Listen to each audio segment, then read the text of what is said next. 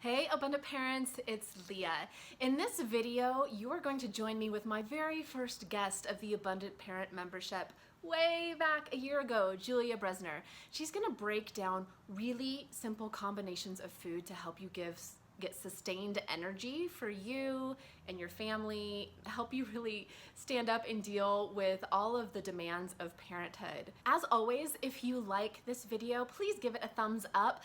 Please share it. Also, please subscribe and hit the bell. I do post a new video at least once a week, sometimes more, and I will be releasing these monthly workshops, so you'll be able to catch those as well. Please be gentle with the video quality and my expertise at that time. I have grown so much in the work that I've done in a year, and I think it's important to really honor that journey. So I am releasing this video publicly live. I will be releasing all of my workshops one by one as they reach the 1-year mark, and you will see firsthand how much I've grown in my abilities as a vlogger, as a moderator, as a hoster of guests. And I just thank you all so much for the part that you've played in helping me grow my community, in helping me learn to value myself while helping you to do the same. Thank you so much, and without further ado, my first workshop. Welcome, Abundant Parents. I have Julia here today to talk all about nutrition for parents. We're so busy. It's so hard for us oftentimes to just get food in our mouth. She's really going to talk about snacks and snacking and how we can really make the most of when we are actually getting the food in our mouth, making the most of what we're putting in our bodies. So Julia, I was hoping maybe you could talk a little bit about your background and what got you into nutrition. Sure. Hi, everybody. Nice to meet you. I started off in my career working for a medical weight loss facility in New York, where I'm from. But I just was finding that what I believed in wasn't really aligning. And I just felt like there's got to be something better than this. And that's kind of when I moved to Denver and decided I was going to start my own business. And it's been about 3 years now, and things are going well. In terms of personal background, I've been overweight. I lost 60 pounds, and I think that really triggered me to want to help other people have that same type of transformation. But on the flip side, I was also underweight as a teenager. I took it a little bit too far, and I really struggled to find a balance in terms of, how can I not be overeating, but then how can I stop being so restrictive and really find that middle ground of, accepting myself and loving myself and giving myself the foods that I need to stay nourished. And so I was like, okay, I need to find their own balance and that middle ground of how can I still enjoy the foods I love and be social and live a social life and a busy life, but then still make progress towards my goals. And so that's kind of what prompted me to start my business. And now I, for the most part, help my clients lose fat, keep it off, and heal disease through nutrition and functional medicine. So lifestyle change and nutrition. And when we met earlier, we were talking about there's really 4 basic snacking types. Mm-hmm. And so we broke those down for you all, and we did put them in the group so that you could see what the 4 main snacking types were and what category you fell under. And for me, I actually fell under 2 categories because it kind of changed from day to day. Tell us a little bit about those 4 snacking types. Yeah. You guys might find that you do fall into some categories some days and other categories other days, and you don't have to put yourself in a box whatsoever. It was just for you to be mindful of kind of what's occurring majority of the time. Number 1 is, we say, the overeater. The way that I like to describe it is just have a hard time stopping. You eat until you feel too full and just not really able to control that. And then there's the forgetful eater. Forgetful eater is someone that just forgets to eat, which I'm always like, how do you forget? My body's always screaming when it's hungry. But I have a lot of clients that are like, I'm so busy, I don't even think about it. And I look up and it's 3 o'clock and I haven't eaten a thing. And so that is that forgetful eater that just, they don't remember. I do that on hectic days for sure. Okay. Yeah. So that's forgetful. And then we have emotional eater, which I would say my clients fall hugely into the emotional eating category. Emotional eating can be out of sadness. It can be out of happiness. It can be out of so many different things. So, and you might be addressing this later, but I know for me in the week leading into having my period. I don't think it's an emotional eating thing, but I definitely crave tons of sugar, Sure. specifically chocolate, Yes. salt, specifically chocolate and salt together. Yeah. So does that count as emotional eating, since our hormones may make our feelings change during our cycles? It's funny because I never really looked at it that way. I think I was thinking in my mind more of examples of my current clients where, you know, I have a current client that just lost her husband, and you know, at night she's super upset and sad, and she uses food to like kind of shove down those emotions, and that's what I was thinking more. But that could fall in the category. It's so natural for us to have cravings around our period, but I don't know if I would put that in the emotional eating category. I think it's open, but yeah. No, that's fair. Yeah. People are like, I'm not an emotional eater. I'm like, well, when you celebrate something, what do? And they're like, oh, I go out and drink and I have cake and all that. And that does fall into emotional eating. But I think when we think of this, we think of more sadness and boredom type thing. Ooh, I definitely eat when I'm bored, or I don't watch TV a whole lot, but if I'm watching TV, I automatically want something in my And that's like food by association, because then your brain remembers, oh, I'm watching TV. Ooh, I want food. And so getting into that habit it's not the best. And so I help clients kind of work through that. Let's see, what are we missing? We had emotional, overeating, forgetful. Oh, the grazer, of course, which I feel like so many of my parents fall into just because we don't pre-plan. We're just grabbing things as we go, and we're eating our kids' leftovers and all of that. And so, you know, that's like picking throughout the day, right? Little things here and there, not really any meals, kind of just like grabbing little things throughout the day. So many people fall into that category as well, especially as a busy parent. So absolutely. I know that there's a way that you can eat and you can blend different types of food to really help you. So tell us how we can manage all of these different snacking types better. Yeah. Well, I actually do just want to mention one thing before we dive into that, because I get the question all the time, like, well, is it better if I eat 6 small meals a day, or should I just eat 3 meals? And there is no right answer. There's no scientific evidence that says you're going to be leaner or have more energy if you eat small amounts throughout the day, like small meals, or 3 square meals. And so I really try to convey to my clients that you really have to understand who you are. If you're an overeater, putting yourself in front of food 6 times a day might not be the best solution for you, you know?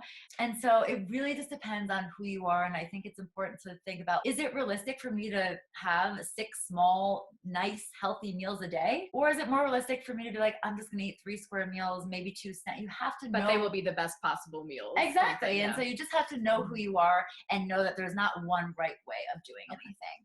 However, to answer your question about kind of the combinations of foods and what's going to really keep us full, satisfied, and energized, I like to talk a lot about protein and fat. So protein is that macronutrient that's going to keep us full for a long period of time, as opposed to eating, let's say, a carbohydrate.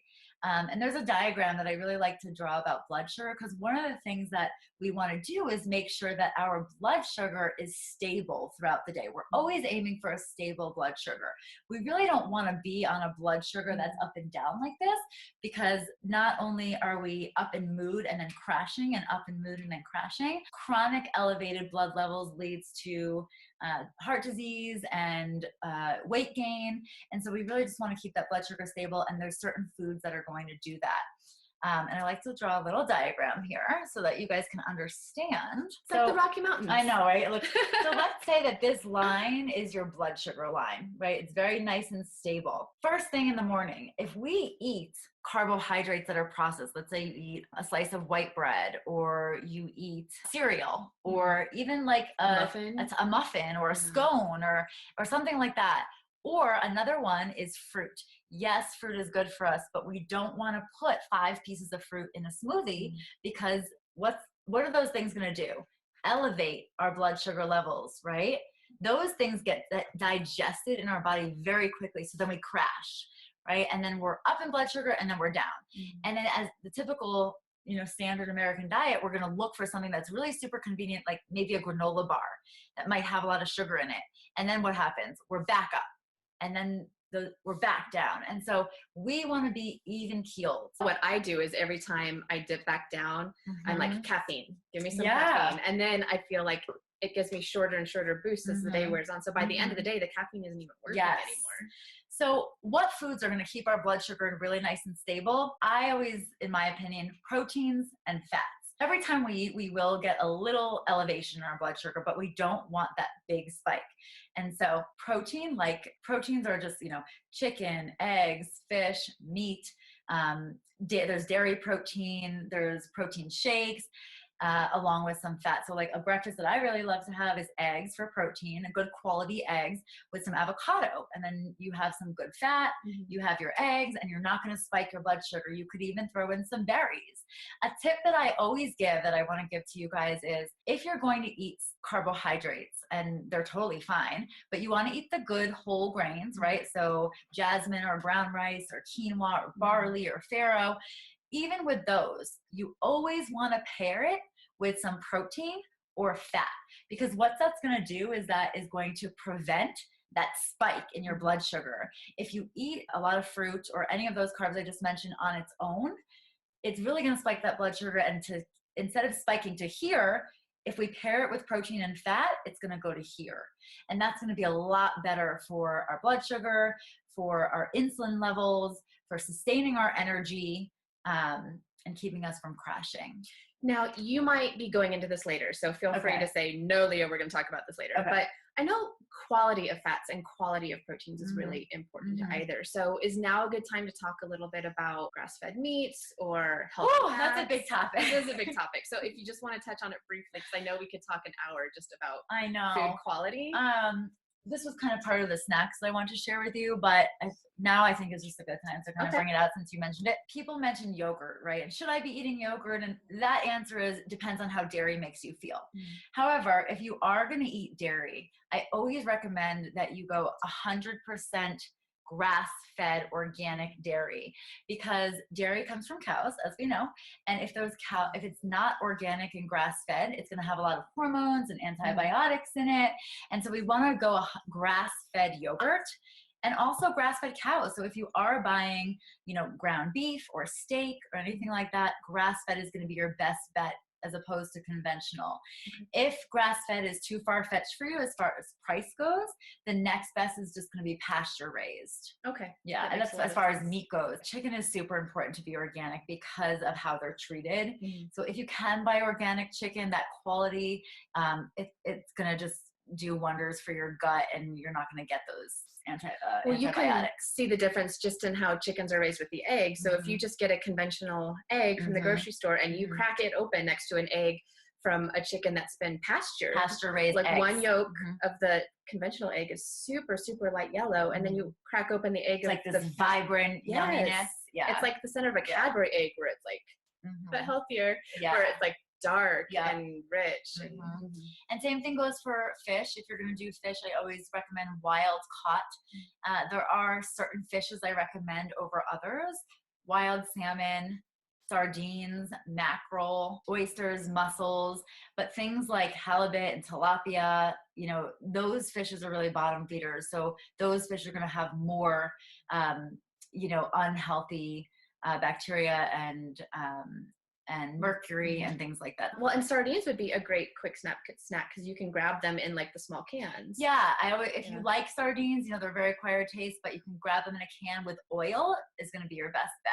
It's a good source of protein, and you're also going to get some good fat from the oil. One snack that I really like is this, it's jerky. It's called New Primal Beef Stick. It is grass-fed. So that's just in line with, it says 100% grass-fed beef. So that's just in line with the food quality.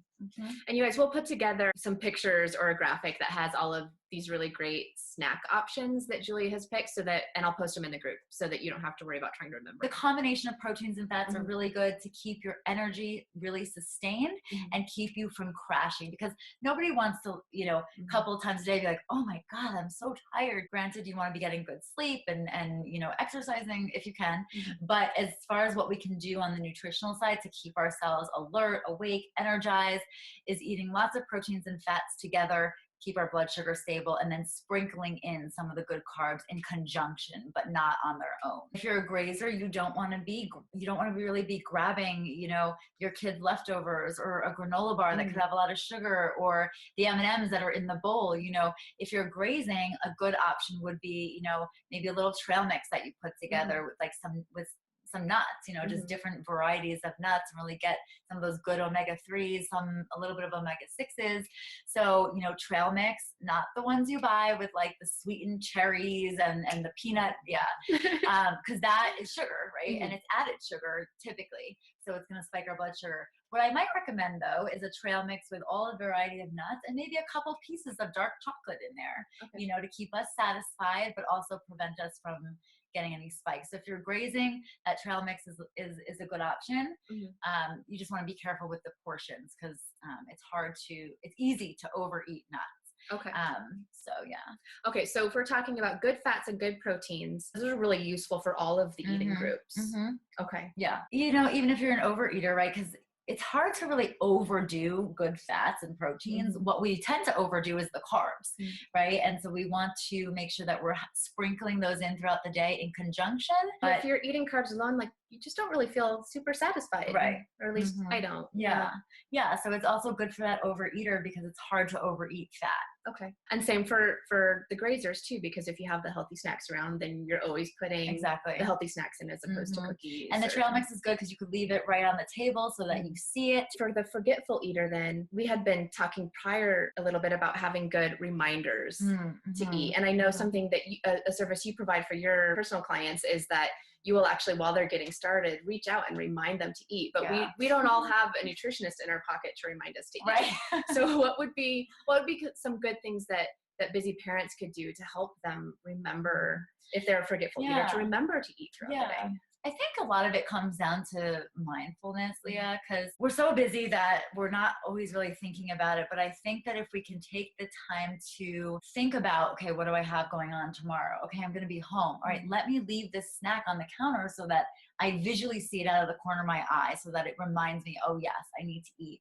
And another example, of snack that I really do like that you could just leave right on the counter is a package like this almond butter, because you could just grab it and eat the whole thing with a small apple.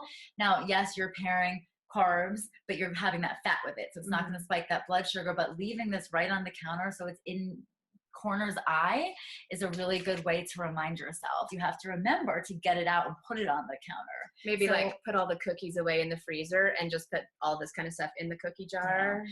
And it's a fact that if it's in our eye, we're more apt to eat it. So if you put chips and stuff on the counter, you're going to grab that first. And that's why I replace with things like this right on the counter so that it's there and ready to go. Well, and I know as a busy parent, like these kinds of things are what I like to have around a lot, because we're running out of the door for gymnastics, or we are throwing in your bag and we're running out the door to go to swim lessons or whatever we're going to do. So not only is it something that I can eat, but the apple it's nature's perfect packaging. Like you can just grab it and throw it in the bag. And my kids love apples. So I know that they also make peanut butter, which is also a good protein. So my kids would eat this with peanut butter in a heartbeat. Yeah.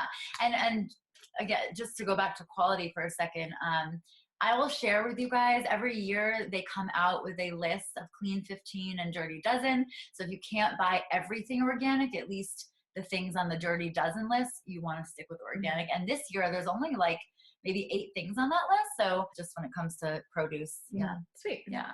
Well, I think another tool that sometimes I do with my clients is have them set an alarm. And I love to encourage intuitive eating and not setting an alarm to eat, because what if you're not hungry? However, if you are the forgetful eater, it really is good in the beginning to get yourself used to eating. And so setting an alarm might not be a bad idea. But again, being mindful of having these things ready to go so that when that alarm goes off, you're like, oh, it's right on my counter, grab it, go. Yeah. Should people be planning their snacks like a week in advance, like they do their meals? I don't know, because what I've normally seen is clients are like, well, I don't want to do it a week in advance. What if I don't want that day? Right. So I think a good tool is the night before, kids are down, they go to bed, you have a little time to relax and rest.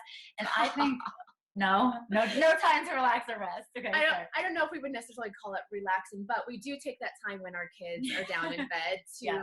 prep for the next day, because I really count my night before as part of my morning routine, because the night before makes all the difference in how the morning goes. So yeah, I mean, I do think maybe not a week in advance, but on a Sunday, if that's the day that you go shopping, you do need to think about like, okay, what snacks am I going to pack for them? What do I want for myself this week? Make sure they're on hand. Okay. And then the day before, you could be like, okay, I have like 4 different options. What am I going to do tomorrow? Did we cover emotional eating? Is that a mindful thing? Yeah, I think it's such a big topic. So many clients are emotional eaters, and I really try. It's hard and it takes time to change and all of that. I guess this falls in overeating too, but I like to encourage people to try and eat to 80% full. And people are like, Julia, what does that even mean, right? So 80% full is a place where you feel food in your stomach. You could continue to eat, but you're satisfied and feel good. So it's not a place of like, oh my God, I'm so full. You probably could still eat, but it's stopping at that point, really being mindful of, okay, I feel that way. I don't need to finish my plate. I can eat the rest later. So 80% full, it's an art, it's a practice, but I like to encourage the overeaters to think about that. And also emotional eaters, because emotional eaters can tend to overeat. And so much of these are habits that have been instilled in us from childhood. Like I know that I was always taught to be a clean plater. And I'm still a clean plater. And the thing is that that's so deep rooted in us. And I have so many clients that are like, if I don't finish my plate, I have like fear of missing out. And it's something we really need to explore. But these are just some small tips. Eat everything on your plate if you want dessert. So there's all kinds of habits that have been instilled in us really since childhood. Yeah, and that's tough because it takes time. The other thing is that eat in a way that you guys feel satisfied. So don't eat bland grilled chicken and vegetables if you don't enjoy it. Maybe you have that with some cheese sprinkled on top, or maybe you cook your vegetables in butter, because in order to sustain something for the long haul, you've got to enjoy what you're eating. And so if you were to say on a scale of 1 to 10, I like to encourage clients to be at 7. And that doesn't mean to go out and eat burger and fries, because you don't actually feel that good after that normally. But it's about what small thing can I add to my meals to bring up the satisfaction, but that's also going to still push you in the direction of your goals. That's actually one of the messages I love about following you on social media is you embrace the cheating on your diets. You embrace the having those little things that really satisfy you and that you really crave every so often. I know you and I recently went out and did a networking thing. Yeah. And we went to this place where they had kind of the equivalency of a food truck show up to this place. And there was this amazing like pulled pork sandwich with a big white like potato style bun. And I know that big white bun was not good for me, but I was like, you know what? I've been eating really well all week. I had even been, because I was preparing for this workshop, I had been so much more mindful of what my snacks had been. So I just went for it, and I hate the whole darn sandwich. Yeah, and the thing is, we need to get out of the mindset of black and white. So if you're someone that like feels like you're on a diet and then you eat a cookie and you're like, oh my gosh, I ate a cookie, I messed it up, I might as well eat whatever I want and start again tomorrow. That is not a realistic way of living. I feel like one of the first steps in helping emotional eaters is, can we pre-plan what your snack is going to be? If let's say you're an emotional eater at night, what can we pre-plan so that your snack is a healthier snack? I think that's a really good first step, instead of telling somebody like, okay, forget it all, you can't have anything, right? I think like currently with a client, her hard time was at night, and she was eating, sweets and then chips and then going through the round, the circles. And so what we did was we said, okay, here are your couple of options to switch to. So you can still have that hand-mouth motion, but you're nourishing your body because you're making a good choice. And I think that's a really good first step in just saying no more, because then we just want it more, There's another good question here actually from somebody in the group. She said, how about those who are so used to dieting and limiting themselves around food that they can't remember how to start nourishing their bodies? Yeah, that is such a great question. My clients are all coming from the background that you're coming from. They're the yo-yo dieter that has been on and off every diet that you can imagine, and they're on a diet or they're off, and they don't know what that in between looks like. And that's something I really help them with, but it's really hard to pinpoint how to start doing that. I think a good first step is just, figuring out why are you always on a diet? What is it that you're looking to achieve? Other than, I want to look better, I want to be healthier. I encourage you to really dig deep. And once you figure that out, and let's say it is weight loss, and you really do want to lose weight for health purposes, feeling better, energy, all of that, I think a good place to start is making a list of the foods that you really love, that you don't want to give up, and that you always feel restricted that you can't have it on a diet. Make a list of those things and be like, how can I incorporate these things into my day in a small way? Or figuring out healthy versions. Because a lot of times if you make those things from scratch, you can use all the healthy ingredients to make it yourself. So you're still satisfying that urge without sacrificing the healthy ingredients. Yeah. And I really, really think that it's a mindset shift. It's a huge mindset shift if you've been on a diet or off a diet your entire life. The mindset shift of like, oh, I'm trying to lose weight and I can still have a little bit of that. What? People don't realize that you can find a middle ground, but it does take work, and it takes sometimes having that accountability. Well, and I love, Julia, that you post on your social media people's like their own testimonials. Like, she has clients that will actually text her and be like, oh my gosh, it's been 6 months down the road and I've been able to maintain the weight loss. And so finding these blends of foods that work for you, and having the little bit of the cheat so that you're still satisfying the things that you really enjoy eating, it sustains you for the long haul. So on that note, this is all about snacks. This workshop. I know we talked about meals also, but Julia brought in some of the snacks that she really enjoys eating that really help her stay on track. And then I have some of my snacks that she's going to be like, oh, these are good, these could be better, and just share with us what some of my two go-to snacks for myself and my kids are, and kind of break down those for me. So do you want to start with your stuff? Do you want to do that? Okay, well, I think I already shared with you guys the apple and the almond butter. I think this is a great go-to snack. Again, fruit is a carbohydrate, but it's a good one in moderation. And when I say that, you just don't want to eat 10 pieces of fruit a day because it will elevate blood sugar. However, you've got your handy dandy good fat to pair with it, so that it doesn't elevate blood sugar quite as much. Then we've got this beef stick I already showed you, good source of protein. And as I said before, protein is the one macronutrient that's gonna keep you full for the longest period of time. Leah did mention your vegetables and your hummus. So this is really good for a grazer, because if you just like to munch and crunch a lot, vegetables are not going to harm you. I promise you. People sometimes look at the carrots and like, oh, aren't carrots high in sugar? I'm like, that's not the problem. So you're fine to eat a whole array of vegetables. Think different colors. Hummus, it has some great fat in it. It's made from chickpeas typically, which is going to give you some good starch as well that won't elevate blood sugar. I do like this brand because it's pretty clean. There are some hummuses that have not as great ingredients, but I like the Hope hummus one. Okay. Yeah. And speaking of ingredients, part of it is it has so few ingredients, right? So it's just organic garbanzo beans, water, sesame seeds, olive oil, sea salt, lemon juice, and garlic powder. So that idea that if you can't pronounce the ingredients, you probably shouldn't be eating them. In addition to that, I love guacamole with vegetables.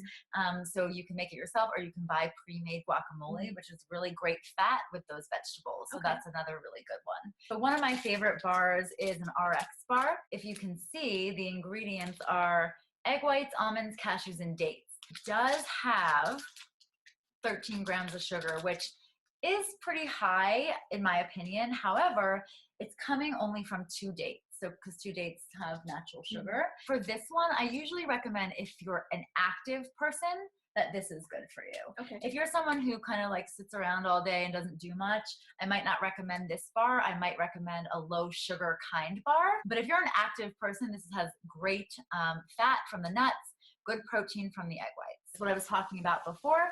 It's some trail mix. So you've got an array of nuts. We have almonds and cashews and macadamia nuts and a couple little pieces of dark chocolate in there. Sometimes I like to throw in some cranberries or raisins as well. But what you want to look for in cranberries and raisins is that they're unsweetened.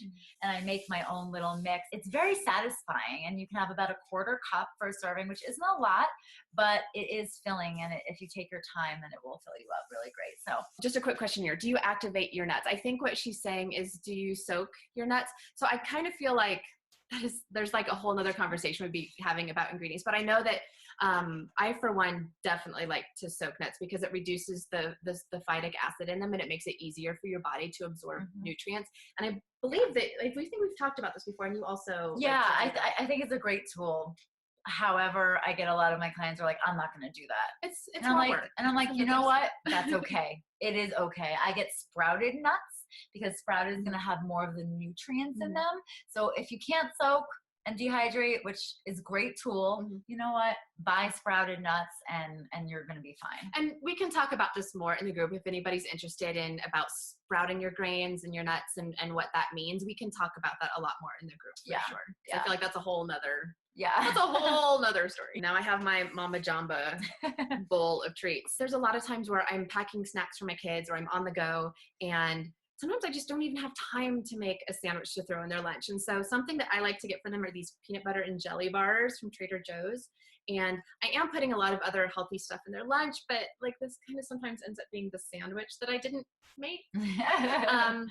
So I know that there's a whole heap of ingredients in here, and there might be a couple ingredients. Seems like I can pronounce almost all of them, but there's still a ton of ingredients. So. Yeah, I think the less ingredients, the better. That for your health. That's just the reality of it. But I realize that for kids specifically, you need quick things. Is it the best option? No. I mean, there's 11 grams of sugar, and unfortunately, it's not coming from a natural source like that RX bar that I just showed you. Right. So it's added sugar, and typically when I'm looking at packaged things, a tip that I like to give, you really want to look for 5 grams of sugar and under if it's added sugar. Like even in tomato sauce or dressings, 5 grams of sugar and under is what you want to look for. And so I would say that this is a little high in my opinion. Okay. And that would be a really quick thing to check in your reading ingredients when you're at the grocery store, is just look at that sugar content and be like, ooh, it's over 5 grams. Right. That could be an immediate. Now, if it's natural sugar, right, like a piece of fruit, this is going to have more like maybe 8 to 10 grams of sugar, but that's fine because it's naturally occurring.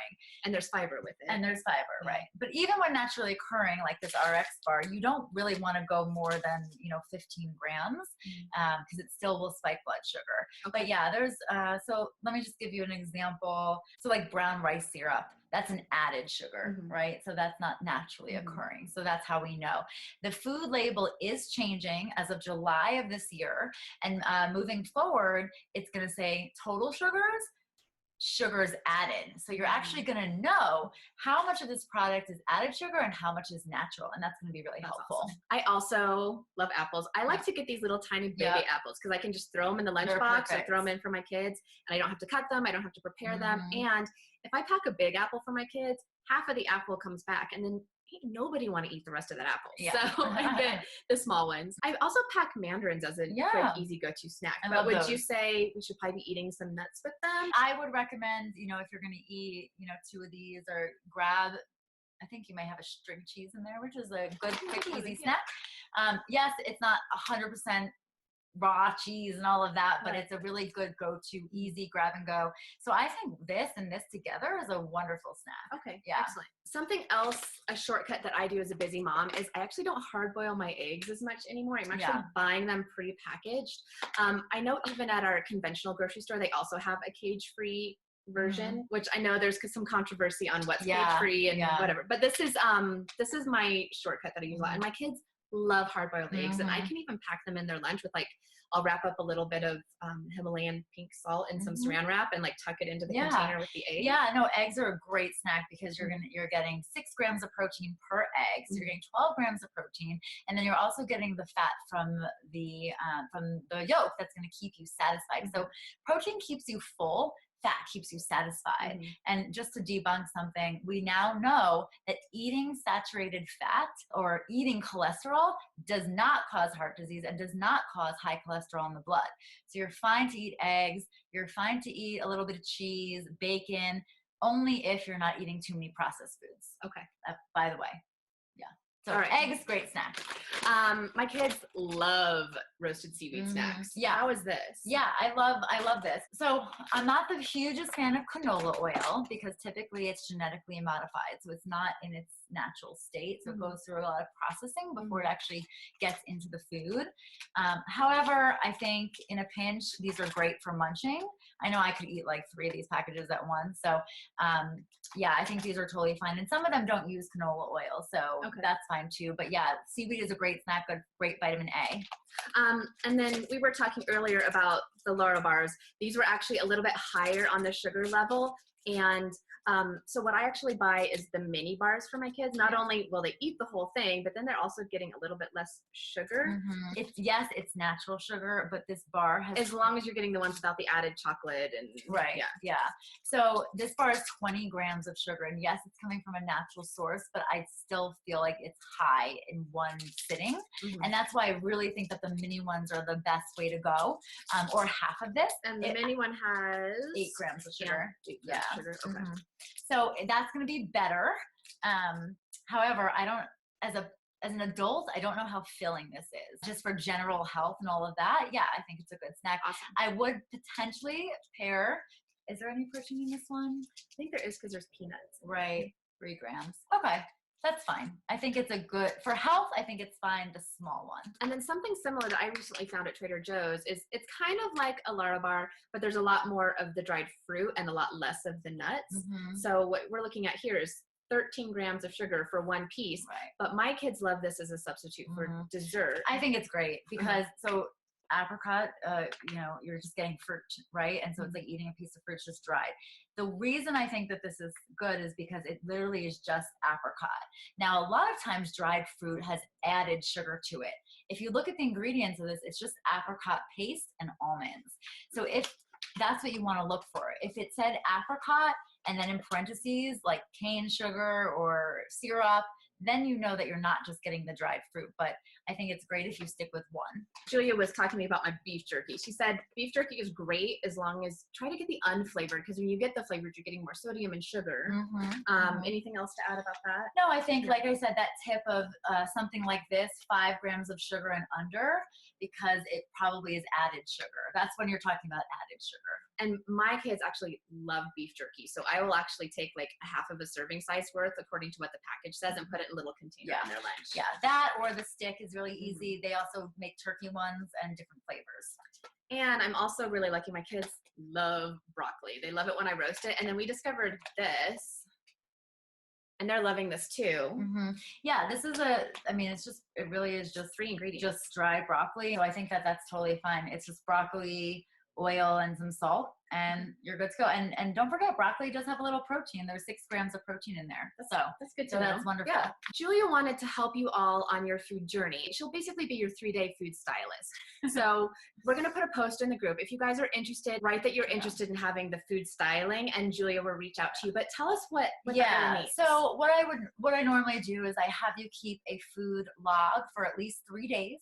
Everything that you eat and drink, and there's no judgment, so completely honest. And then I would send you a form you'd fill out, you would email it back to me. Based on what your goals are and what you're doing, I will send you a little report of how you could make it a little bit better based on what your goals are. And you know, it's tough because it's really easy to be like, eat this, don't eat that, and just tell somebody what to do. But I think the accountability part is so important. But I think that this is the first good step to at least know, like, awareness and mindfulness, and know some of the things maybe that you should change to meet your health and wellness goals. So fantastic. That's so generous of you. Thank you so much. Tell us where they can find you. You're definitely a part of our Facebook group, so they can reach out to you there. So I'm part of Abundant Parent. My Facebook page is Verve 360 Nutrition with Julia Bresner. And then you can also find me on Instagram just under Verve 360 Nutrition. And then my website is verve360nutrition.com. Thank you guys all so much for joining us. You can find me on all of the social media. And if you're catching this for the first time and by chance you haven't been added to the Facebook group, definitely reach out to me and I will be sure to add you so you can take advantage of all those great resources. Thank you all so much. Thank you, Julia, for joining. Thanks for having me. And thank you guys all for being here today. We'll see you later. Bye. Bye.